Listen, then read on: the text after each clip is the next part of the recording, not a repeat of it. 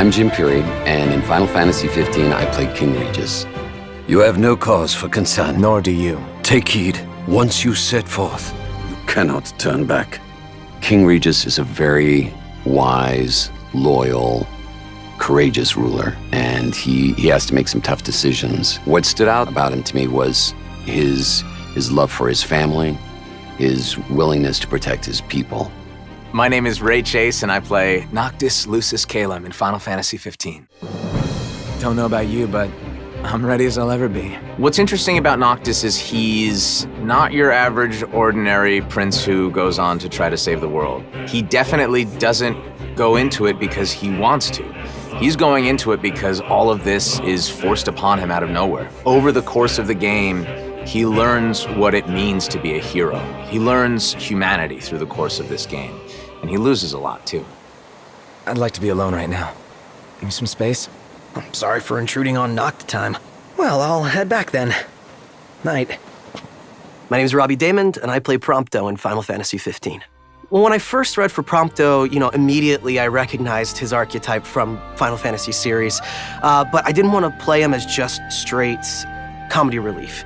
So even though that's sort of his function within the four, we wanted to be really careful to make sure that he was grounded and human and still believable, being a real person going through his own journey. So, any bright ideas, Ignis? A dark one, as it were. A frontal assault would leave us exposed, but if we move under cover of night, we might be able to infiltrate the base unnoticed. Hi, my name's Adam Croasdale, and I play Ignis in Final Fantasy XV. Ignis is the confidant to the king-in-waiting, Noct, and he is very cerebral, quite funny without meaning to be, and an organizer, extremely organized and extremely capable. I'll analyze what intelligence we have available to find us a way in. Sounds good, Specs. He tries to keep Noct and the lads out of trouble, and has varying degrees of success doing it.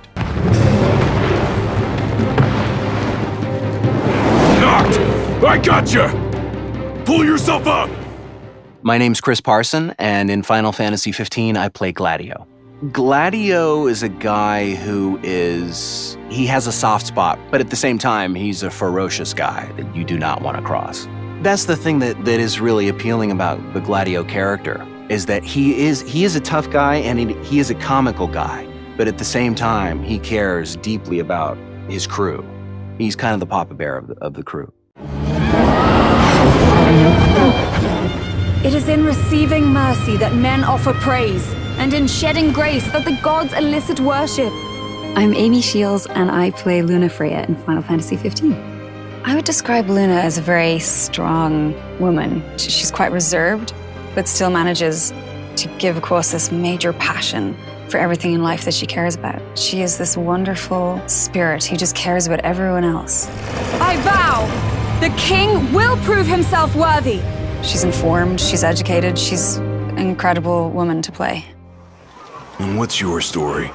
I'm an impatient traveler, ready to turn ship. A man of no consequence. Well, hi there. I'm Darren Depaul, and I play Arden Azunia in Final Fantasy XV and in Kingsglaive. The most enjoyable part of playing Arden, the writing. He's a wonderfully written character. He's very human because he has so many different sides. He's got that very sincere insincerity, and I adored that about him. Arden Azunia, Chancellor of Niflheim. He's just so oily, but just so much fun. That day, he didn't want you to remember him as the king.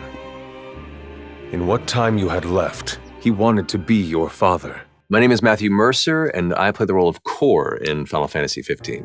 Corleones is a person who's bound by honor, he's bound by the promises he's made to his friends and to his king, and he's very much kind of a station of the old guard. What draws me to him is his sense of honor, his sense of duty, but also the fact that failure is taken so strongly to heart that he wants to ensure that he makes up for his mistakes, no matter what the cost to him. The king entrusted the role of protector to you. Entrusted it to me? Then why didn't he tell me that? Why did he stand there smiling as I left? Why? I think the story of Final Fantasy XV is the hallmark of this game. It really is a classic coming-of-age story. And in the end, it's Noct's story. But the beautiful part about it is that his three friends who surround him the closest all take their individual journeys. Things like father and son, brother to brother. These are real-life things that I think people can relate to. I was thrilled with how high the stakes were, always. People really lose something. It's thrilling and it's sad and you're just getting to use everything. It's heart-pounding in terms of how exciting it is. It's an epic quest. It's a tale of betrayal, a tale of friendships for life, and a tale of triumph against insurmountable odds. There's a lot of that fresh delivery that creates its own story and its own essence beyond the rest of the series before it, but also has enough of that continued thread of love that all the previous games had, where you feel like it's still home the Final Fantasy series always was. That to me is a sign of a true successor to what is probably one of the greatest game series to hit the whole genre and market.